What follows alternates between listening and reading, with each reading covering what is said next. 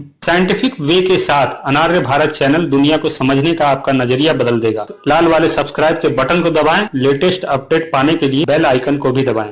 मनोकामना का मनोविज्ञान। दुनिया भर के लगभग सभी धर्म स्थलों के बारे में एक बात जरूर प्रचलित होती है कि वहां जाने से आपकी सभी मनोकामनाएं पूरी हो जाएंगी। आइए इस वीडियो के माध्यम से मनोकामना के इस मनोविज्ञान को समझने का प्रयास करते हैं। क्या सच में इन धर्म स्थलों में कोई शक्ति होती है जो इंसान की सभी मनोकामनाओं को पूरा कर दे? मनोकामनाएं होती क्या हैं? इन प्रश्नों को समझने से पहले हमें उन कारणों को समझना होगा जिनकी वजह से लोग इन धर्म स्थलों की ओर जाने को मजबूर होते हैं। यहाँ एक बात गौर करने वाली है कि मनोकामना का यह प्रपंच केवल उन्हीं मुल्कों में काम करता है जहाँ अशिक्षा, गरीबी, कुपोषण, बेरोजगारी, सामाजिक असमानता और भयंकर भ्रष्टाचार का माहौल होता है। मनोकामना का ये गणित संपन्न और अपने नागरिकों के भविष्य को सुरक्षित रखने की गारंटी देने वाले मुल्कों में काम नहीं करता। भारत, पाकिस्तान और बांग्लादेश जैसे गरीब और पिछड़े हुए मुल्कों में राजनैतिक और सामाजिक भ्रष्टाचार के कारण एक बहुत बड़ी आबादी सामान्य नागरिक अधिकारों से भी वंचित है। भारत की बात करें तो यहाँ भी सामाजिक अवहेलना और राजनैतिक अवसरवाद के कारण समाज में भारी असमानता मौजूद है, जिसके कारण कुछ मुट्ठी भर लोग संसाधनों के शिखर पर कब्जा जमाए बैठे हैं। बाकी आबादी भी संसाधनों को लूटने की होड़ में शामिल हो चुकी है। संसाधनों को ज़्यादा से ज़्यादा हड़प लेने की इसी प्रतिस्पर्धात्मक व्यवस्था से पैदा होता है कामना और मनोकामनाओं का व्यापार। हमारी सरकारें लोगों को रोटी, कपड़ा, मकान, शिक्षा, रोजगार और स्वास्थ्य जैसी बुनियादी सुविधाएं देने में भी नाकाम रही हैं। शिक्षा और स्वास्थ्य जैसी बुनियादी चीज़ों को भी अमीरी और गरीबी के हिसाब से बांट दिया गया है। महंगे स्कूल और महंगे अस्पतालों की सुविधाएं एक बड़ी आबादी की पहुंच से दूर हैं। सरकारी अस्पतालों में धक्के खाने वाले आदमी के पास इतना पैसा नहीं कि वो महंगा इलाज करवा सके, और सरकारी अस्पतालों की स्थिति ऐसी बना दी गई है कि ऑक्सीजन की कमी से सैकड़ों बच्चे दम तोड़ देते हैं। इन अस्पतालों में कोई जाना नहीं चाहता, फिर भी मजबूर आदमी की यही कामना होती है कि उसका मरीज किसी भी तरह ठीक हो जाए। यही हाल सरकारी स्कूलों का भी है। लोग अपने बच्चों को इन सरकारी स्कूलों में पढ़ाकर कामना करते हैं कि उनका बच्चा डॉक्टर, इंजीनियर और आईपीएस बन जाए। इसी तरह रोजगार की तलाश में धक्के खाते हर नौजवान की कामना होती है कि उसे एक बेहतर नौकरी मिल जाए। ऐसी ही कोई न कोई कामना लिए हर आदमी जिए जा रहा है। किसान को अच्छी फसल की कामना है तो व्यापारी को अच्छे मुनाफे की कामना है। नेता को जीतने की कामना तो अभिनेता को शोहरत की कामना है। निसंतान को संतान की कामना है। पूंजीवाद के इस युग में मुनाफाखोर ऐसे अवसर ढूंढते रहते हैं जहां से वे मुनाफा बटोर सकें। मनोकामनाओं का गणित यहीं से शुरू होता है। इसलिए अज्ञानता और अराजकता भरे इस माहौल में कामनाओं का व्यापार कभी मंदा नहीं पड़ता। मनोकामनाओं के इस बाजार में भीड़ जरूरी है। इसके लिए काम आता है प्रचार तंत्र। इस काम के लिए अखबार, टीवी, सत्संग और मौखिक प्रचार साधनों का बखूबी इस्तेमाल किया जाता है। एक बार भीड़ शुरू तो इसका सिलसिला कभी खत्म होने वाला नहीं। भीड़ को देखकर भीड़ और बढ़ती है। कामनाओं के इस व्यापार में मुनाफा ही मुनाफा है। अब सवाल उठता है कि अपनी कामनाओं के लिए देश के अलग अलग हिस्सों में झट से मनोकामना पूरी कर देने वाले इन धर्मस्थलों पर लोग इतनी बड़ी तादाद में क्यों पहुंचते हैं? असल में ये सभी धर्मस्थल पूंजीवादी लूट के हिस्सेदार हैं, जिन्हें लोग समझ ही नहीं पाते। इसका कारण है समाज में व्याप्त अज्ञानता और धार्मिक गिरोहों का मजबूत प्रचार तंत्र। असलम नाम के एक आदमी का एक्सीडेंट हो गया और वह कोमा में चला गया। असलम के ठीक होने की कामना लिए उसके माँ बाप पहुँच गए ख्वाजा साहब की दरगाह में। वहाँ 3 दिनों तक रोते रहे। हजारों रुपए चढ़ावे में दे दिए। साथ ही मन्नत भी मांग ली, अगर मेरा बेटा ठीक हो गया तो 2 लाख का चंदा करूंगा। लेकिन अफसोस लड़का बच नहीं पाया। असलम की इस कहानी में असलम के जीने और मरने दोनों में ख्वाजा जी का फायदा हुआ। अब ख्वाजा साहब को मरे तो हजारों साल बीत चुके हैं, तो फायदा किसका हुआ? असल में इन जगहों पर इंसान उन्हीं उम्मीदों के लिए पहुंचता है जिनके पूरा होने की संभावना पहले से होती है। जैसे असलम वाले केस में जब तक उसके ठीक होने की थोड़ी भी उम्मीद बाकी थी, तब तक मनौती भखौती का खूब जोर चला।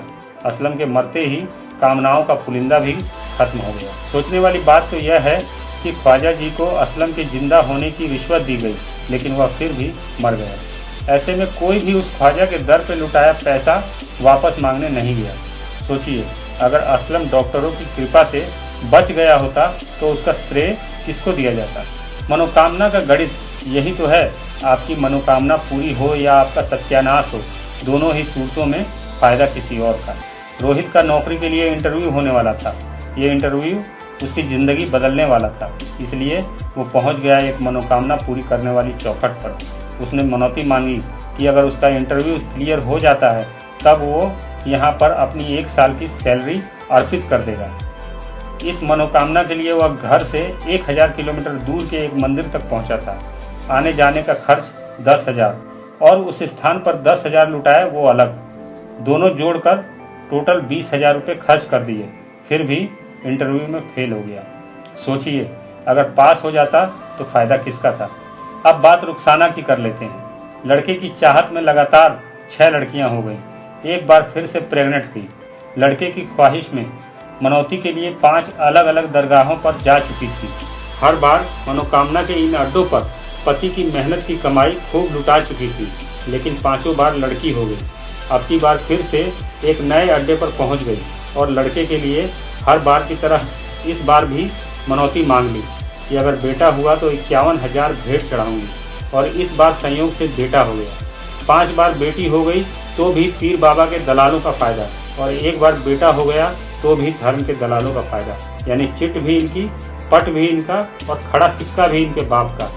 वाह रे धर्म के धंधेबाजों, गजब का बिजनेस ईजाद किया है तुमने।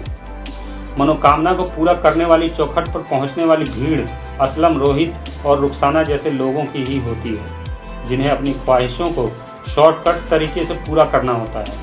उनकी इसी मानसिकता का फ़ायदा धर्म के शातिर लोग उठाते हैं। मनोकामना के अड्डों पर लोग उन्हीं ख्वाहिशों के पूरा होने की मनोकामना करते हैं जिनके पूरा होने की उम्मीद पहले से होती है, जैसे असलम, रोहित और रुखसाना के मामले में हमने देखा।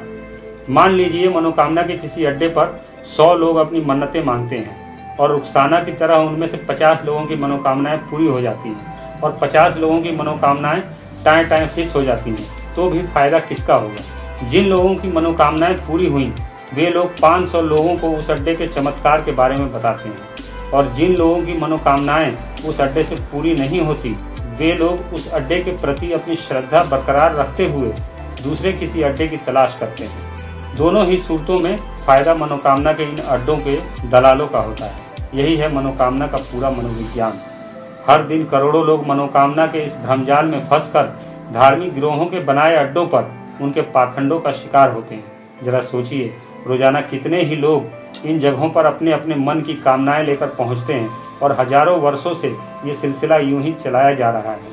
फिर भी देश के हर कोने में गरीबी, भुखमरी, अन्याय, अत्याचार, शोषण, कुपोषण और भ्रष्टाचार का साम्राज्य कायम है। देश का हर मेहनतकश आदमी परेशान, बेबस और लाचार है। गरीब आदमी अपनी गरीबी से जूझ रहा है तो मध्यम वर्ग के आदमी के पास भी हजारों समस्याएं हैं। ये सभी समस्याएं शासन की गलत नीतियों पर काम करने वाले भ्रष्ट और संवेदनहीन प्रशासन के कारण पैदा हुई है। साथ ही असमानता पर आधारित हमारी सामाजिक व्यवस्था इन सब के लिए सबसे बड़ी वजह है। मानवता के साथ होने वाले इस सबसे बड़े खिलवाड़ में सरकारें उन धार्मिक गिरोहों का साथ देती हैं, क्योंकि भारत की 130 करोड़ की आबादी में 70% लोग बुनियादी सुविधाओं से भी वंचित हैं। ऐसे में जनता को लूटने वाली सरकारों के लिए लूट और झूठ के ये अड्डे ज़्यादा प्रासंगिक हो जाते हैं। जरा सोचिए, इंसानों की मनोकामनाएं पूरी करने वाले ये अड्डे इतने ही चमत्कारिक होते कि सबकी मनोकामनाएं पूरी कर दें तो इस देश में इतनी गरीबी नहीं होती। दुनिया के 25 सबसे गरीब देशों में जितनी गरीबी है उतनी गरीबी तो हमारे देश के केवल 8 राज्यों में ही है। जरा सोचिए, किसी की नौकरी और किसी के पेट में पल रहे बच्चे की जानकारी रखने वाले इन अड्डों पर बड़े बड़े हादसे हो जाते हैं और मनोकामना के ये अड्डे उसे रोक नहीं पाते। अगर मनोकामना के इस मनोविज्ञान को समझ गए तो जीवन में कभी किसी अड्डे की ज़रूरत ही नहीं पड़ेगी। ख्वाहिशें, उम्मीदें और कामनाओं के बिना इंसान की ज़िंदगी बदरंग होती है। ये चीज़ें इंसान को आशावादी बनाए रखते हैं, लेकिन हमारी मनोकामनाओं को हम ही पूरा कर सकते हैं। इसके लिए हमें किसी के द्वार खटखटाने की ज़रूरत नहीं, किसी मरे हुए की मज़ार पर जाने की भी ज़रूरत नहीं। हमारी कामनाएं, इच्छाएं और ख्वाहिशें हमें ही पूरी करनी है।